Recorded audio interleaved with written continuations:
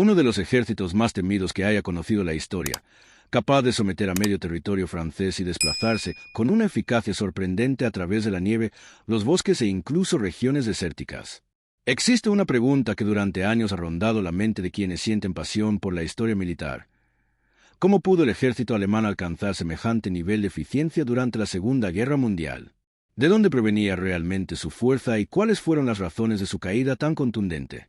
Hoy vamos a desentrañar esas cuestiones en Memorias de Pez.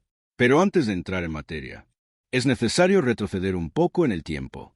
Tras el final de la Primera Guerra Mundial, el Tratado de Versalles dejó a Alemania en una situación crítica. Sus fuerzas armadas fueron limitadas a solo 100.000 efectivos, sin derecho a disponer de tanques, artillería pesada ni aviación militar. Sin embargo, esto no significó la desaparición del espíritu militar alemán. Lo que hicieron fue convertir a esos 100.000 soldados en una fuerza altamente especializada, conocida como la Reichswehr. La idea fundamental era clara: cada soldado debía rendir como si fueran tres. Esta transformación de la Reichswehr, reducida por el Tratado de Versalles pero reconvertida en una élite militar, no fue fruto del azar ni de la improvisación. Hubo un responsable muy concreto detrás de esta estrategia. El principal diseñador de este enfoque fue el general Hans von Seeckt, quien dirigió el mando del ejército alemán entre 1920 y 1926. Von Seeckt comprendió desde el primer momento que las restricciones impuestas por Versalles no durarían para siempre y que Alemania tenía que estar preparada para el día en que pudiera liberarse de ellas. Cabe aclarar que cuando pensamos en el ejército alemán de la Segunda Guerra Mundial, solemos imaginar blindados, ofensivas relámpago y una capacidad de planificación extraordinaria. Pero detrás de todo eso no había ningún truco sobrenatural, sino decisiones estratégicas bien calculadas, una gestión cuidadosa de los recursos, maniobras diplomáticas y también errores que más adelante tendrían consecuencias muy costosas. Y precisamente por eso tiene sentido que el vídeo de hoy cuente con el patrocinio de Supremacy, Call of War 1942. Supremacy es un juego de estrategia gratuito ambientado en la Segunda Guerra Mundial en el que no manejas únicamente un ejército, sino una nación completa. Economía, industria, diplomacia y guerra se entrelazan en partidas en tiempo real con hasta 99 jugadores reales, que pueden extenderse durante semanas. Aquí no se trata de quién dispara más rápido, sino de quién piensa mejor, decidir qué producir, cuándo lanzar una ofensiva, con qué países formar alianzas y en qué momento romperlas. Son exactamente los mismos dilemas que enfrentaron las grandes potencias, como Alemania, durante las décadas de 1930 y 1940. Puedes desarrollar tus fuerzas armadas con tanques, artillería, aviación e incluso tecnologías secretas, y jugar tanto desde el ordenador como desde el teléfono móvil. Si te atrae la estrategia a largo plazo y te interesa comprender cómo una mala decisión tomada hoy puede arruinarte 10 días después, o, por el contrario, darte la victoria, este juego encaja perfectamente con todo lo que vamos a explicar en el vídeo. Además, con la nueva actualización, la incorporación de la unidad de marines aporta una enorme variedad táctica, especialmente en invasiones costeras y operaciones anfibias, algo fundamental en partidas extensas donde cada frente importa. Puedes desarrollar tu ejército con blindados, artillería, aviación o incluso proyectos tecnológicos secretos, y continuar tu partida desde cualquier dispositivo, ya sea PC o móvil. Utilizando el enlace de la descripción tendrás acceso a cajas de botín exclusivas con temática navideña que pueden incluir a los nuevos marines y cuyo valor total asciende a $25. Ten en cuenta que estas recompensas estarán disponibles únicamente durante los próximos 30 días. Toda la información la encontrarás en la descripción. Y ahora sí, retomemos el plan de von Seeckt. ¿Qué fue exactamente lo que hizo para convertir al ejército alemán en el más poderoso de Europa hasta ese momento? Su enfoque se materializó en un modelo de ejército basado en cuadros extremadamente selectos. El acceso a la Reichswehr era sumamente limitado tanto para soldados como para oficiales, y el sistema de entrenamiento se diseñó con el objetivo de que todos recibieran una formación profunda, completa y exigente. No se trataba únicamente de imponer disciplina o de fortalecer el cuerpo, sino de desarrollar una verdadera comprensión táctica, fomentar la iniciativa individual y permitir flexibilidad en la cadena de mando. Seeckt fue un firme defensor del principio conocido como mando por misión, según el cual el oficial recibe un objetivo general y decide de manera autónoma cómo cumplirlo en función de las circunstancias, rompiendo así con la rigidez extrema que había definido la guerra de trincheras durante la Primera Guerra Mundial. De forma paralela, Bajo su liderazgo se redactaron nuevos manuales doctrinales cuyo objetivo era analizar de manera crítica el conflicto de 1914 a 1918, es decir, la Primera Guerra Mundial, y plantear un modelo de combate más dinámico, basado en la movilidad, la cooperación entre distintas armas y el aprovechamiento inmediato de cualquier ruptura en las líneas enemigas. Aunque Alemania no tenía permitido desarrollar oficialmente tanques ni fuerzas aéreas, estas ideas se trabajaron tanto a nivel teórico como práctico mediante simulaciones, sentando así las bases de lo que más adelante se conocería como la Guerra Relámpago o Blitzkrieg. Un componente fundamental de esta preparación encubierta fue la colaboración secreta con la Unión Soviética, iniciada tras la firma del Tratado de Rapallo en 1922. A pesar de ser regímenes con ideologías completamente opuestas, ambos países compartían una situación de aislamiento internacional y un interés común en esquivar las restricciones impuestas por las potencias vencedoras. En territorio soviético, Alemania pudo entrenar a sus pilotos, probar prototipos de carros de combate y desarrollar armamento prohibido por los acuerdos internacionales. Todo esto se llevó a cabo lejos de la supervisión de los aliados. Los gobiernos de la República de Weimar eran conscientes de estas actividades.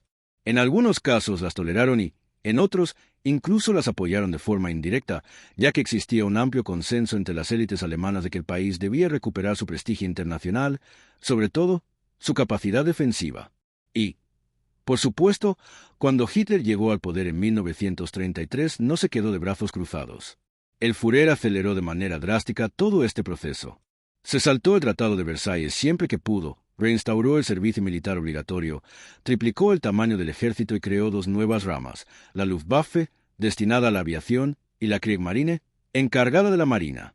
Alemania ya contaba con cierta capacidad militar, pero bajo Hitler pasó de estar limitada a convertirse en una potencia armada en cuestión de pocos años. Europa no tardó en percibirlo. Al inicio de la guerra, la Wehrmacht parecía imparable. Polonia fue derrotada en apenas un mes y, al año siguiente, Alemania lanzó su ofensiva contra Francia y sus países vecinos. En solo 6 semanas vencieron a las fuerzas aliadas y ocuparon Francia, Bélgica, los Países Bajos y Luxemburgo. Posteriormente avanzaron sobre los Balcanes. En 1941, iniciaron la Operación Barbarroja contra la Unión Soviética, alcanzando en pocos meses las puertas de Leningrado y Moscú, además de capturar Kiev. Desde el Atlántico hasta las cercanías de Moscú, el Tercer Reich controlaba gran parte del continente europeo. Desde una perspectiva estrictamente militar, aquello fue un logro extraordinario. En Polonia, en 1939, Alemania consiguió derrotar a un ejército de tamaño comparable en apenas 5 semanas, con alrededor de 16.000 bajas mortales alemanas frente a más de 66.000 polacas, además de la destrucción o captura de la mayor parte de las fuerzas enemigas y la ocupación total del país. En Francia, Bélgica y los Países Bajos, en 1940, el contraste fue aún más impactante. El ejército alemán sufrió aproximadamente 27.000 bajas, mientras que Francia perdió más de 90.000 soldados, Bélgica alrededor de 23.000 y el Reino Unido cerca de 11.000. Todo ello ocurrió en tan solo 6 semanas y culminó con la caída de una de las principales potencias militares del mundo. Incluso en operaciones específicas como la invasión de Noruega o la ocupación de los Países Bajos, las fuerzas alemanas alcanzaron objetivos estratégicos clave con pérdidas relativamente bajas, gracias a una coordinación eficaz entre infantería, unidades blindadas y aviación.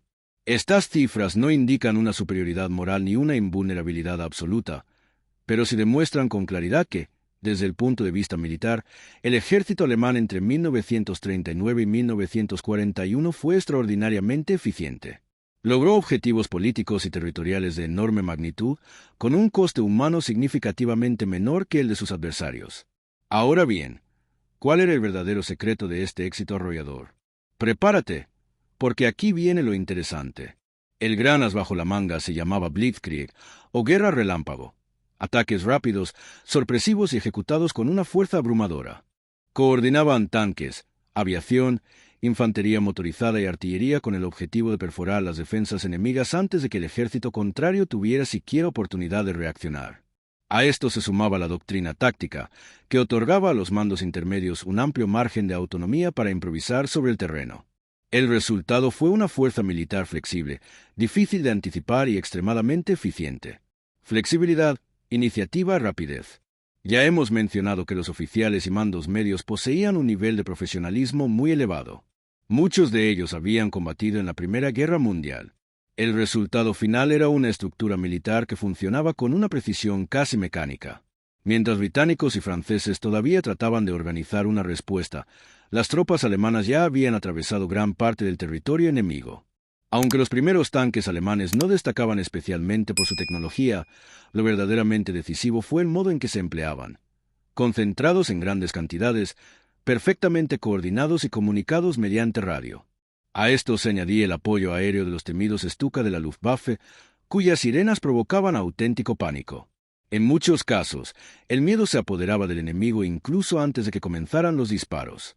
La moral y la disciplina eran también extremadamente altas, y el adoctrinamiento jugaba un papel fundamental. Muchos soldados estaban convencidos de su propia invencibilidad, y eso, sin duda, marcaba la diferencia. Otro elemento clave fue la preparación previa y la coordinación entre las distintas ramas del ejército. La Wehrmacht entrenaba de forma constante, realizaba maniobras realistas y basaba su eficacia en la perfecta sincronización de las armas combinadas. Tanques, infantería, artillería y aviación operaban como si fueran una sola unidad, algo que sus adversarios no lograron igualar hasta mucho más adelante. En 1940, por ejemplo, mientras los aliados seguían combatiendo con estructuras heredadas de la Primera Guerra Mundial, los alemanes ya ejecutaban operaciones móviles con divisiones blindadas completamente integradas. Además, la capacidad alemana para analizar situaciones y adaptarse rápidamente resultó sorprendente. Durante la campaña de Francia aprendieron de los errores cometidos en Polonia, modificaron rutas, optimizaron la logística y, sobre todo, apostaron por avanzar a través de las Ardenas, una región que los aliados consideraban impracticable. El resultado fue demoledor. Rompieron el frente en Sedan, cruzaron el Mosa y dejaron a los ejércitos británico y francés aislados en Dunkerque. Fue prácticamente un jaque mate en apenas 3 movimientos, aunque todo esto ya lo habrás visto en algún vídeo anterior. Y, por supuesto, también supieron explotar la propaganda. No es casualidad, teniendo en cuenta que contaban con una figura como Joseph Goebbels. El mito de la invencibilidad de la Wehrmacht comenzó a construirse desde el primer momento. A través del cine, la radio y la prensa se proyectaba la imagen de un ejército moderno, disciplinado e implacable. Esto no solo servía para elevar la moral de las propias tropas, sino también para sembrar el miedo entre los enemigos. De hecho, muchos soldados rivales se rendían incluso antes de entrar en combate. Y ojo, porque los avances tecnológicos también jugaron su papel. Aunque no todo el armamento alemán era superior, se desarrollaron innovaciones muy relevantes. Sus cañones antitanque eran especialmente temidos. Los Panzer IV y, más adelante, los Panzer se convirtieron en adversarios formidables, y durante los primeros años el dominio del aire fue casi absoluto. La Luftwaffe no se limitaba a bombardear, sino que proporcionaba apoyo directo a las tropas terrestres, algo que en otros ejércitos tardó mucho más tiempo en generalizarse. Incluso en el ámbito naval, a pesar de sus limitaciones, lograron desarrollar una eficaz estrategia de guerra submarina que puso en jaque al Atlántico. Los submarinos alemanes hundieron millones de toneladas de buques aliados durante lo que se conoció como la Batalla del Atlántico, una auténtica guerra silenciosa en la que Alemania estuvo cerca de cortar las rutas de suministro británicas. Y luego está el apartado logístico. Alemania supo aprovechar al máximo la red ferroviaria europea y planificó ofensivas breves y contundentes para evitar conflictos prolongados. Los soldados avanzaban con raciones eficientes, se abastecían sobre la marcha y, en muchos casos, utilizaban incluso vehículos capturados para mantener el ritmo de avance. Fue un sistema que exprimió los recursos disponibles hasta el límite. En resumen, la Wehrmacht fue eficaz en los primeros años porque innovó, avanzó con rapidez, utilizó la tecnología de forma inteligente, entrenó como pocos, coordinó sus fuerzas con precisión milimétrica, supo infundir miedo, explotó la propaganda, maximizó su eficiencia logística y capitalizó el sentimiento nacionalista alemán.